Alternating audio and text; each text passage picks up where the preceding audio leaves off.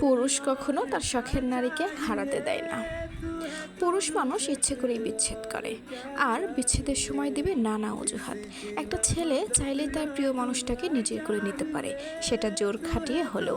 কিন্তু দেখা যায় হাতে গোনা দু একজন ছেলে তার প্রিয় মানুষকে সবার বিরুদ্ধে গিয়ে আপন করে নেয়। আর বেশিরভাগ ছেলে আছে যারা প্রেম করবে ঠিক আছে, কিন্তু দায়িত্ব নেওয়ার সময় নানান বাহানা দেখিয়ে পালিয়ে যায়।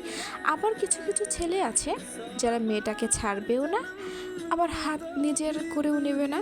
মেয়েটা যেতে চাইলে কোনো না কোনোভাবে আটকিয়ে দেবে, আবার থেকে গেলেও তুচ্ছ মনে করে অবহেলা করবে। আবার এমন কিছু ছেলে আছে যারা প্রিয় মানুষটিকে পাওয়ার জন্য পুরো দুনিয়ার সাথে লড়াই করে যেতে রাজি থাকে। পরিস্থিতি তো একটা অজুহাত মাত্র।